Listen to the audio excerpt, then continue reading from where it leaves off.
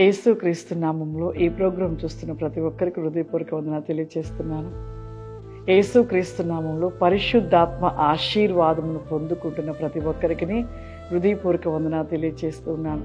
ప్రతిరోజు కూడా పరిశుద్ధాత్మ ఆశీర్వాదాన్ని మనం పొందుకుంటూ ఉండాలి. ఈరోజు పరిశుద్ధాత్మ దేవుడు మనకిస్తూ ఉన్న వాగ్దానము మత్తయి సువార్త 12వ అధ్యాయము 36వ వచనము.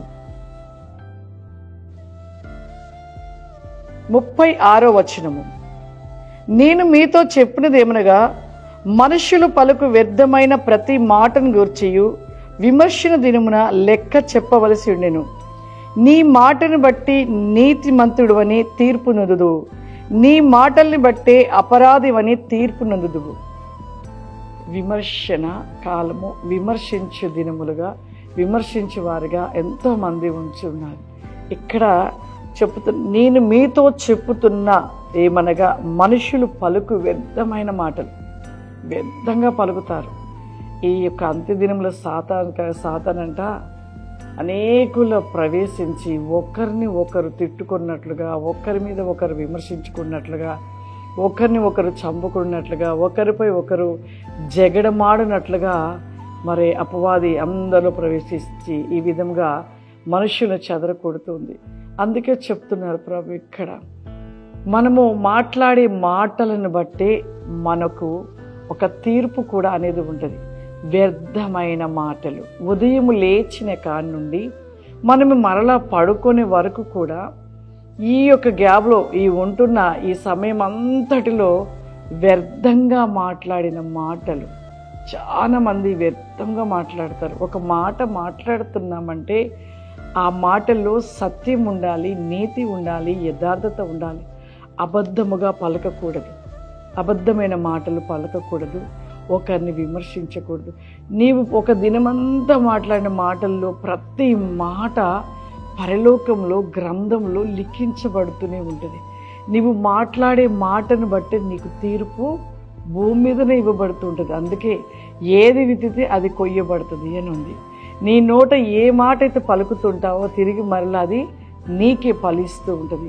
నీవు నీతిగా, నీతిమంతుడిగా, నీతిగా మాట్లాడి యథార్థంగా మాట్లాడితే నీ జీవితంలో అంతా కూడా సంతోషము, యథార్థతమైన జీవితం బట్టి నీకెప్పుడు కూడా ఒక సంతోషమైన జీవితమే ఉంటుంది.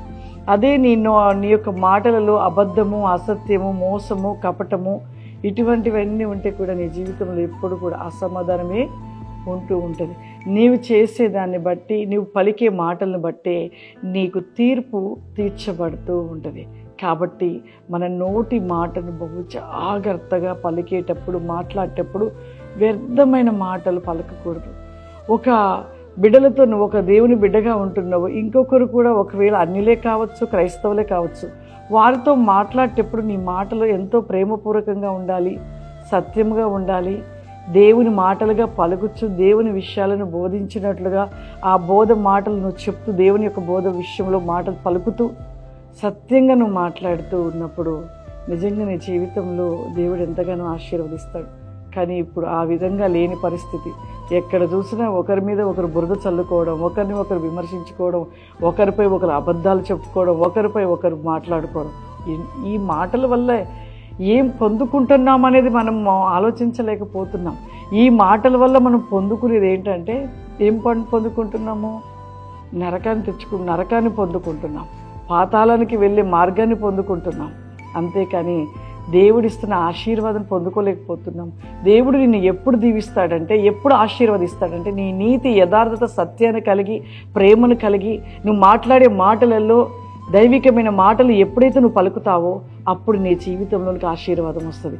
అప్పటి వరకు నీ జీవితంలో ఆశీర్వాదం రాదు. వ్యర్థముగా మాట్లాడుతున్న మాటలలో నీకు వచ్చేటి ఏంటంటే శాపాలు వస్తూ ఉంటాయి.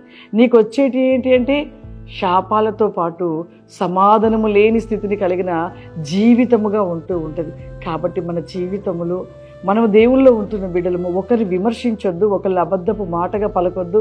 ఒకరిని మాట్లాడే మాటలలో మనం ఏ విధంగా మాట్లాడుతున్నాం అనేది బహు జాగ్రత్తను కలిగి మనము సరిచేసుకొని ముందు మనము సరిగా ఉన్నామో లేదో చూసుకోవాలి. ఒకరిని విమర్శించడం కాదు, అసలు మనము దేవునికి ఇష్టకరంగా ఉన్నామా, దేవుని యందు మనం భయభక్తులు కలిగి ఉన్నామా, క్రీస్తువులే ఉన్నామా లేదని మనను మనం పరీక్షించుకొని సరి చేసుకొని మన కుటుంబాలను రక్షించుకుంటూ మన కుటుంబాల కోసం ప్రార్థన చేసుకుంటూ మన కుటుంబాల కోసమే కాదు అనేకుల కోసం ప్రార్థన చేసేవారిగా ఉండాలి. కానీ మనము లేస్తే కొంతమంది ఉదయం మొదలు పెడితే సాయంకాలం వరకు ఎవరినో ఒకరు విమర్శించాలి, ఎవరి మీద ఒక రాయి వేయాలి, ఎవరినో ఒక మాట పలకాలి, ఎవరినో ఏదో రకంగా విమర్శిస్తూనే ఉండాలి. కొంతమంది పని ఇదే పని ఉంటుంది. పేరుకు క్రైస్తవులు మాత్రమే, కానీ ఆ క్రైస్తవులలో ఉండేది ఏంటంటే అనేకుల మీద విమర్శించే రీతిలో ఉంటారు. అనేకులు విమర్శించే వారిగా ఉంటుంటారు. క్రైస్తవులుగా ఉంటున్నాం, కానీ క్రైస్తవులుగా ఉంటూ కూడా మనం ఎలా ఉంటున్నామంటే గొర్రెతోలు కప్పుకున్న తొడేలు వలె మనం నిలిచి ఉన్నాం. తొడేలు స్వభావాన్ని కలిగి ఉంటున్నాం.